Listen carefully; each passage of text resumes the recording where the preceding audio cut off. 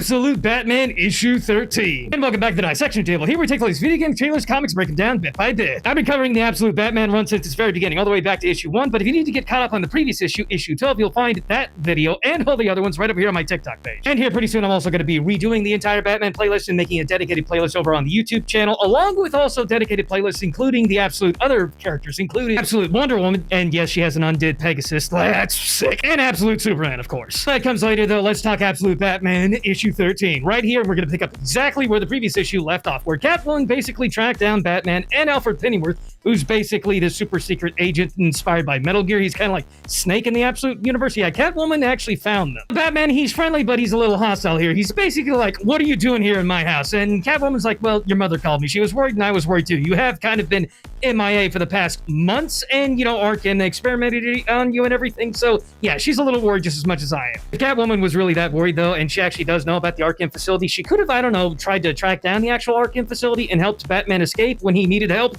When he needed it the most. Just saying. Batman's basically standing his ground. He's telling her, I don't need your help. And even Alfred Pennyworth, after he got knocked out by Catwoman, comes to and he's already telling Bruce, you can't trust her. Even here in the Absolute Universe, Catwoman is a master thief. She is very treacherous. Catwoman, Selina Kyle, she's not taking too kindly to either of them being that hostile. So she's like, okay, look, if I'm not wanted, I'll just get lost. And also, just for the record, Alfred Pennyworth, a lot of people would pay a lot of money there for that kind of treatment. Just saying. But that's okay. Batman, he stares down at Catwoman because he's almost 7 feet tall, and he's basically telling her and telling Alfred, everybody right here, she's on her way right out the door. Right now. And Bruce Wayne immediately folds. He takes Selina Kyle back home, and they have some extra bedroom curricular activities. Those panels I obviously can't show here on TikTok, but let me put it to you this way. They had about as much fun as we do down here in the South after we get just a little bit of rain.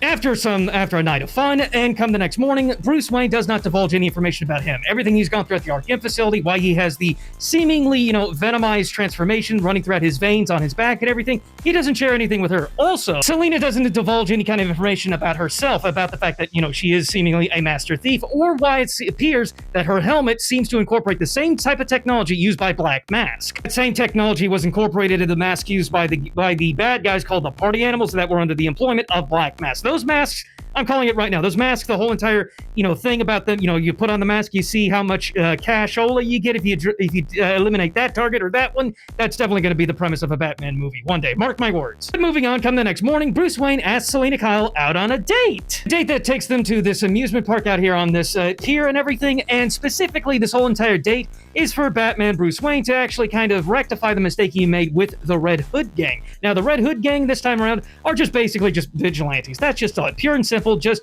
people with their hearts in the right places, but they don't really know exactly what they're doing. They're kind of young and they're kind of stupid. After escaping the Arkham facility, Batman actually contacted the Red Hood gang and basically told them to stand down. We're not going to be doing anything. So their loose kind of alliance, it was kind of like torn apart because originally Batman was going to hey, let's team up, let's do all this.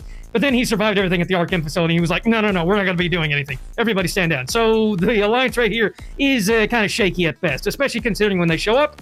Yeah, feelings are kind of still hurt, so it's time to fight. But Batman, Catwoman, they're not leaving until they've had the chance to reform this alliance and speak to the direct leader of the Red Hood gang. And thankfully, they came prepared, specifically Catwoman. And by that, I mean, Catwoman busts out the lead injector, and yes, her tail is actually probably the longest extended magazine you've ever seen. But she goes on to explain to Batman right here to calm down. It's non-lethal. Everything that she used is basically everybody's just taking a cat nap. In other words, whatever she fired, it was just to knock everybody out. Unfortunately, she didn't get everybody because one member of the Red Hood comes up toting an RPG and takes aim. Batman doesn't waste time. He pushed Selina Kyle out of the way, and then Hulk smashes his way right into the base of this Ferris wheel where that Red Hood gang member was. He damn near pushed the whole thing into the waters. Now, the Red Hood gang is actually perfectly aware of the fact that the Arkham facility, they're basically making monsters down there in this massive underground city. And they take one look at Batman right here, and they're like, oh yeah, he's definitely one of them. And he's about to go whole entire Hulk Bane mode right here. Thankfully, Selina Kyle, she's able to talk down Bruce Wayne to get him to be just coherent enough to actually explain very quickly to all the Red Hood members that, yes,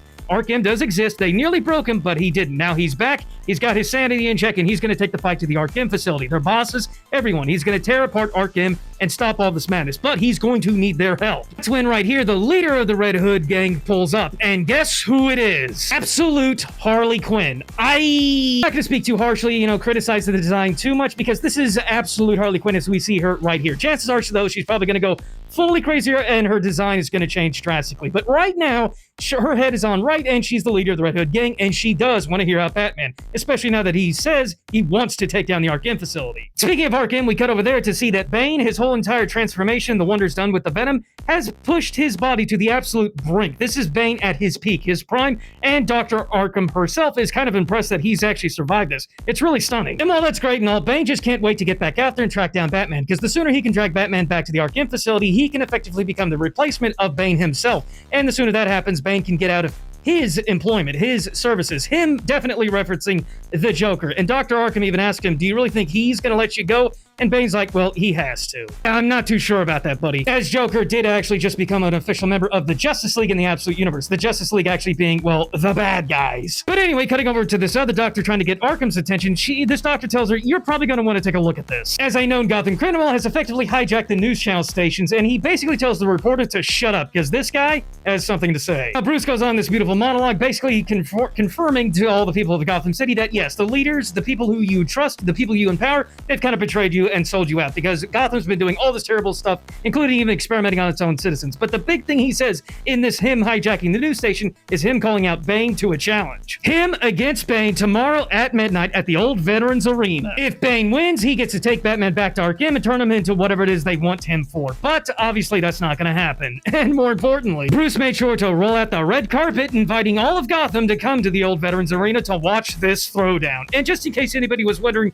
just exactly who he is Batman. Back over to one of Batman's many different Batcaves he has spread all throughout the underneath belly of Gotham City. Selina Kyle has a heart-to-heart with Batman right here, because she is really worried about him. Basically, the long short of the conversation is she doesn't want Batman to use the Venom, and clearly now that he does know how to basically tap into it just a little bit now that it's spread and integrated into his whole entire nervous system. Basically, she doesn't want, Bruce to fight fire with fire, but he kind of calls out the hypocrisy in this, considering the technology and gadgetry that Selina uses. I mean, clearly, like I said, it's based off of what Black Mask used, his technology, so it's basically like the only rules to winning is that there are no rules. Basically, the only way Batman's gonna be able to stop Bane and the whole entire Arkham facility, he's gonna have to play dirty and use anything and everything at his disposal. We get an idea of just exactly what that entails, because Catwoman Selina Kyle, she leaves, and I got a feeling she'll come back. She'll be part of the final battle, but when she leaves, Alfred Pennyworth comes with what appears to be bait. And what could this bait be needed for this, whole entire thing? Well, let's just say it looks like Batman's gonna be using that bait to lure an old friend to the final showdown at that arena in the next issue. I knew we weren't done with Waylon Jones. Killer Croc is gonna get that rematch with Bane. Yes! And as we can see right here, the next issue, the final showdown. November 12th. Mark your calendars. That'll be issue 14. And I do want to remind everybody that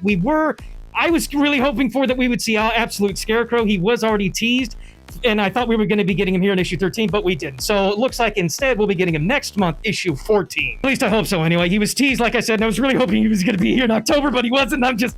And don't forget, Batman still hasn't met Absolute Joker, and we were recently discovered that Joker is quite literally, by all intents and purposes, a freaking demon. Next month, I'm excited. If you're excited, did you enjoy the breakdown? If you did, please make sure to give me a follow, like, and a comment right over here. And definitely make sure to give me a follow right over here so I can continue to keep you all informed and updated on all things video games, trailers, comics, and more. But again, I hope you all enjoyed this breakdown, and I hope to see y'all in the next one.